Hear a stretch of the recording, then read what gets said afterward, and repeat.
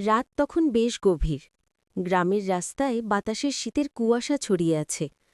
রাহুল হাঁটছে ধীরে ধীরে। সে শহরে পড়াশোনা করে, আজ অনেকদিন পর গ্রামে ফিরছে। বাড়ির দরজার সামনে পৌঁছে হঠাৎ সে দেখল বারান্দার দোলনা চেয়ারটা দুলছে। চেয়ারটায় বসে আছে তার দাদু। মুখে মৃদু হাসি, চোখ দুটি জলজল করছে। রাহুল অবাক, কারণ দাদু তো 2 বছর আগেই মারা গেছেন। রাহুল ভয় পেল না, কারণ দাদুকে সে ভীষণ ভালোবাসত। দাদু বলেন, চিন্তা করিস না, আমি জানতাম তুই আজ ফিরবি, তাই অপেক্ষা করছিলাম। রাহুলের চোখে জল এসে গেল। সে শব্দ খুঁজে পেল না। দাদু আবার বললেন, আমার ঘড়িটা মনে আছে? তোর পরীক্ষার আগের রাতে তোকে দিয়েছিলাম, কখনো হারাবি না বলেছিলাম। রাহুল তাড়াতাড়ি গলায় হাত দিল। ঘড়িটা নেই।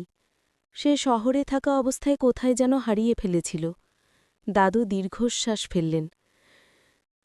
সময়কে কখনো ভুলে যাস না রে, সময় হারালে মানুষ নিজেকেই হারিয়ে ফেলে।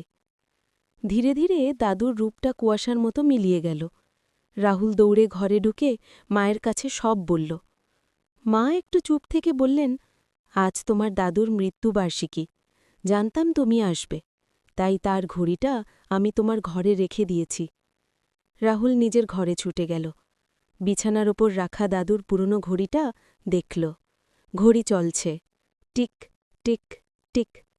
ঠিক যেমন দাদু বলেছিলেন, সময় চলে যায় কিন্তু ভালোবাসা থাকে।